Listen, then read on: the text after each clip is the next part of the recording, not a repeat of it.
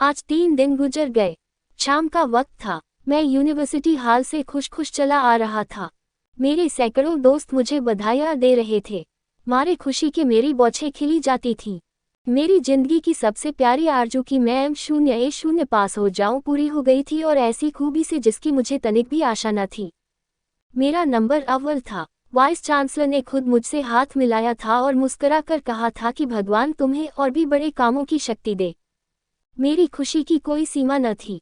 मैं नौजवान था, सुंदर था, स्वस्थ था। रुपये पैसे की न मुझे इच्छा थी और न कुछ कमी। माँ बाप बहुत कुछ छोड़ गए थे। दुनिया में सच्ची खुशी पाने के लिए जिन चीज़ों की जरूरत है वह सब मुझे प्राप्त थी। और सबसे बढ़कर पहलू में एक हौसलामंद दिल था जो ख्याति प्राप्त करने के लिए अधीर हो रहा था। घर आया। दोस्तों ने यहाँ भी पीछा न छोड़ा। दावत की ठहरी। दोस्तों की खातिर तवाजो में 12 बज गए। लेटा जो बरबस ख्याल मिस लीलावती की तरफ जा पहुंचा, जो मेरे पड़ोस में रहती थी और जिसने मेरे साथ भी 0A0 का डिप्लोमा हासिल किया था। भाग्यशाली होगा वह व्यक्ति जो मिस लीला को ब्याहेगा। कैसी सुंदर है, कितना मीठा गला है, कैसा हंसमुख स्वभाव। मैं कभी कभी उसके यहाँ प्रोफेसर साहब से दर्शन शास्त्र में सहायता लेने के लिए जाया करता था। वह दिन शुभ होता था जब प्रोफेसर साहब घर पर न मिलते थे। मिस लीला मेरे साथ बड़े तपाक से पेश आती और मुझे ऐसा मालूम होता था कि मैं ईसा मसीह की शरण में आ जाऊं तो उसे मुझे अपना पति बना लेने में आपत्ति न होगी। वह शैली, बायरन और कीट्स की प्रेमी थी और मेरी रुचि भी बिल्कुल उसी के समान थी। हम जब अकेले होते तो अक्सर प्रेम और प्रेम के दर्शन पर बातें करने लगते और उसके मुंह से भावों में डूबी हुई बातें सुन सुनकर मेरे दिल में गुदगदी पैदा होने लगती थी। मगर अफसोस मैं अपना मालिक न था। मेरी शादी एक ऊंचे घराने में कर दी गई थी और अगरचे मैंने अब तक अपनी बीवी की सूरत भी न देखी थी, मगर मुझे पूरा पूरा विश्वास था कि मुझे उसकी संगत में वह आनंद नहीं मिल सकता जो लीला की संगत में संभव है। शादी हुए 2 साल हो चुके थे मगर उसने मेरे पास एक खत भी न लिखा था। मैंने 2-3 खत लिखे भी, मगर किसी का जवाब न मिला। इससे मुझे एक शक हो गया था कि उसकी तालीम भी यूं ही सी है। आह, क्या मैं इस लड़की के साथ जिंदगी बसर करने पर मजबूर हूँगा? इस सवाल ने मेरे तमाम हवाई किलों को ढा दिया जो मैंने अभी अभी बनाए थे। क्या मैं मिस लीला से हमेशा के लिए हाथ धो लूं? नामुमकिन है। मैं कुमुदिनी को छोड़ दूंगा। मैं अपने घर वालों से नाता तोड़ लूंगा। मैं बदनाम हूंगा, परेशान हूंगा, मगर मिस लीला को जरूर अपना बना लूंगा।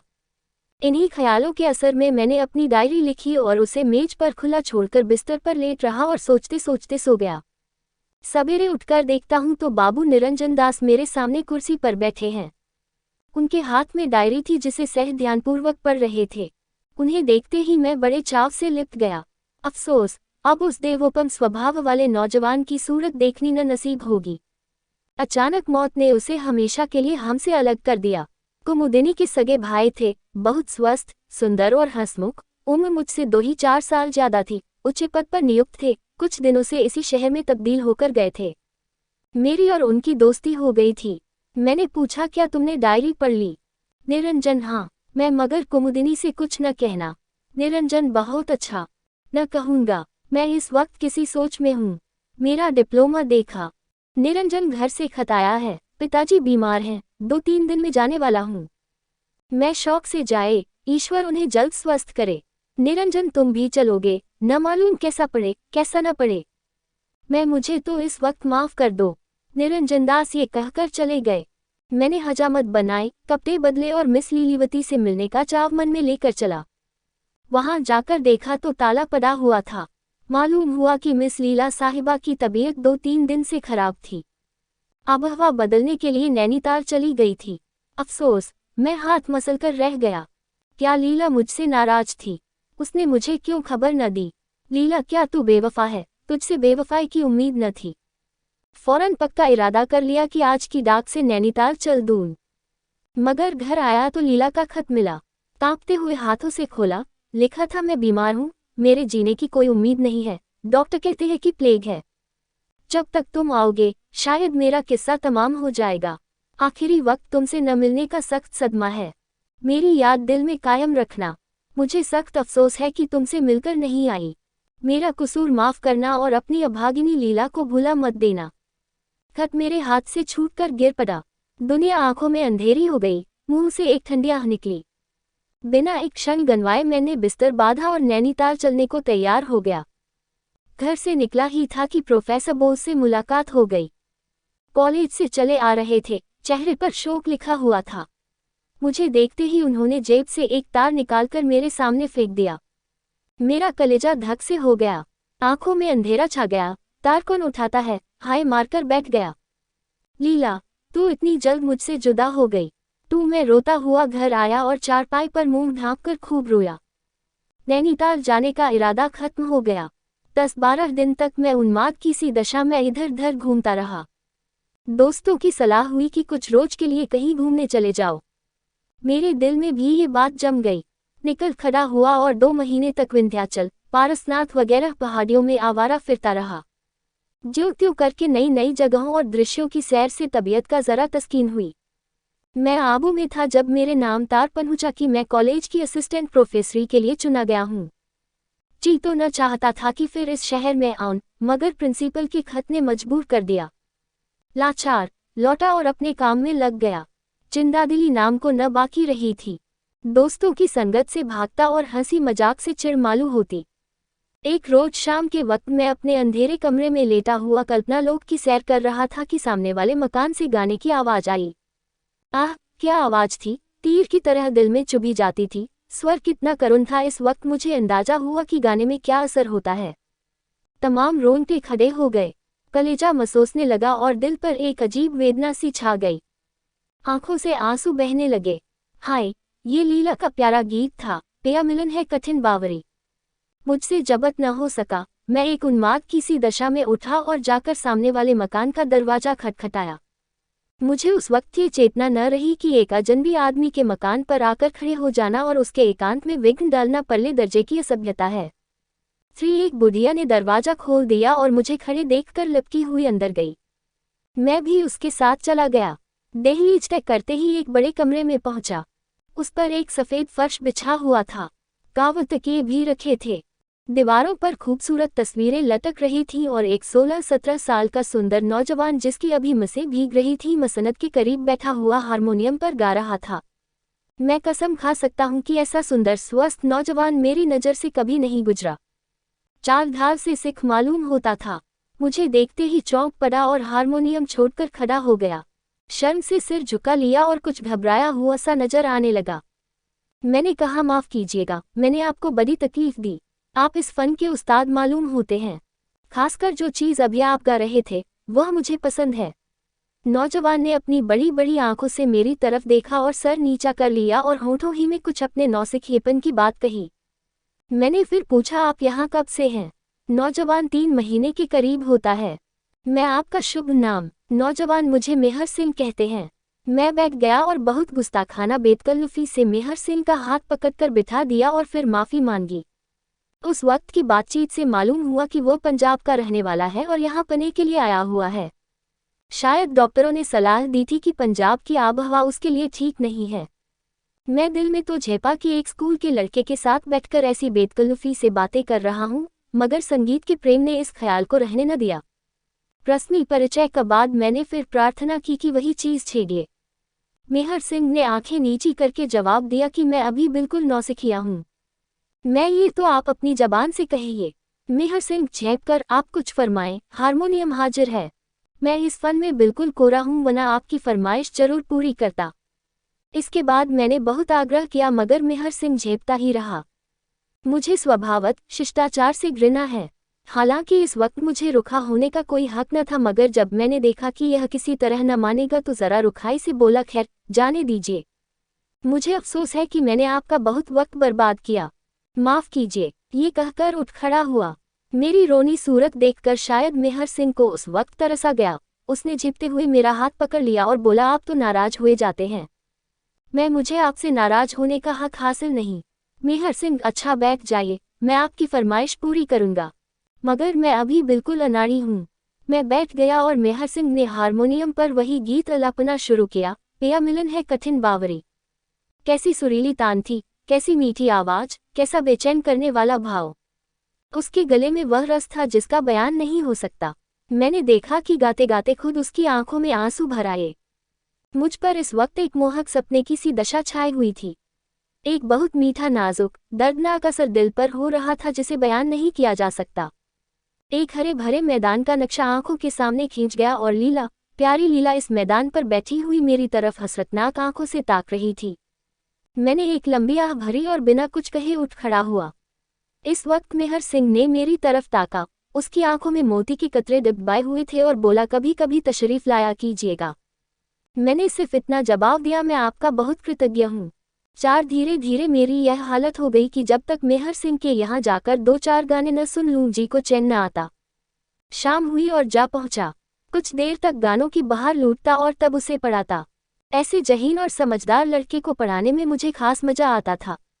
मालूम होता था कि मेरी एक एक बात उसके दिल पर नक्श हो रही है। जब तक मैं पढ़ाता वह पूरी जी जान से कान लगाए बैठा रहता। जब उसे देखता, पढ़ने लिखने में डूबा हुआ पाता। साल भर में अपने भगवान के दिए हुए जेहन की बदौलत उसने अंग्रेजी में अच्छी योग्यता प्राप्त कर ली। मामूली चिट्ठियां लिखने लगा और दूसरा साल गुजरते गुजरते वह अपने स्कूल के कुछ छात्रों से बाजी ले गया। जितने मुदर्रिस थे सब उसकी अक्ल पर हैरत करते और सीधा ने चलन ऐसा कि कभी झूठ मूठ भी किसी ने उसकी शिकायत नहीं की। वह अपने सारे स्कूल की उम्मीद और रौनक था, लेकिन बावजूद सिख होने के उसे खेल कूद में रुचि न थी। मैंने उसे कभी क्रिकेट में नहीं देखा। शाम होते ही सीधे घर पर चला आता और पढ़ने लिखने में लग जाता। मैं धीरे धीरे उससे इतना हिल मिल गया कि बजाय शिष्य के उसको अपना दोस्त समझने लगा। उम्र के लिहाज से उसकी समझ आश्चर्यजनक थी। देखने में 16-17 साल से ज्यादा न मालूम होता, मगर जब कभी भी रवानी में आकर दुर्बोध कवि कल्पनाओं और कोमल भावों की उसके सामने व्याख्या करता तो मुझे उसकी भंगिमा से ऐसा मालूम होता कि एक एक बारीकी को समझ रहा है। एक दिन मैंने उससे पूछा, मेहर सिंह, तुम्हारी शादी हो गई? मेहर सिंह ने शर्माकर जवाब दिया, अभी नहीं। मैं तुम्हें कैसी औरत पसंद है? मेहर सिंह, मैं शादी करूंगा ही नहीं। मैं क्यों? मेहर सिंह, मुझ जैसे जाहिल गवार के साथ शादी करना कोई औरत पसंद न करेगी। मैं बहुत कम ऐसे नौजवान होंगे जो तुमसे ज्यादा लायक हो या तुमसे ज्यादा समझ रखते हो। मेहर सिंह ने मेरी तरफ अचंभे से देखकर कहा, आप दिल्लगी करते हैं। मैं दिल्लगी नहीं, मैं सच कहता हूँ। मुझे खुद आश्चर्य होता है कि इतने दिनों में तुमने इतनी योग्यता क्यों कर पैदा कर ली। अभी तुम्हें अंग्रेजी शुरू किए 3 बरस से ज्यादा नहीं हुए। मेहर सिंह, क्या मैं किसी पढ़ी लिखी लेडी को खुश रख सकूंगा? मैं जोश से, बेशक। 5 गर्मी का मौसम था। मैं हवा खाने शिमले गया हुआ था। मेहर सिंह भी मेरे साथ था। वहां मैं बीमार पड़ा, चेचक निकल आई, तमाम जिस्म में फफोले पड़ गए। पीठ के बल चारपाई पर पड़ा रहता। उस वक्त मेहर सिंह ने मेरे साथ जो जो एहसान किए वह मुझे हमेशा याद रहेंगे। डॉक्टरों की सख्त मनाही थी कि वह मेरे कमरे में न आवे, मगर मेहर सिंह आठों पहर मेरे ही पास बैठा रहता। मुझे खिलाता पिलाता, डठाता बिठाता। रात रात भर चारपाई के करीब बैठकर जागते रहना मेहर सिंह ही का काम था। सगा भाई भी इससे ज्यादा सेवा नहीं कर सकता था। 1 महीना गुजर गया। मेरी हालत रोज ब रोज बिगड़ती जाती थी।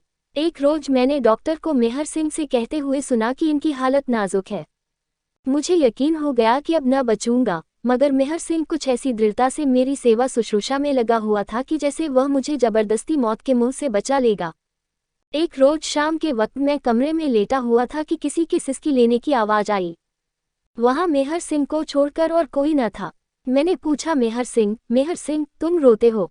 मेहर सिंह ने जबत करके कहा, नहीं, रो क्यों? और मेरी तरफ बड़ी दर्द भरी आंखों से देखा।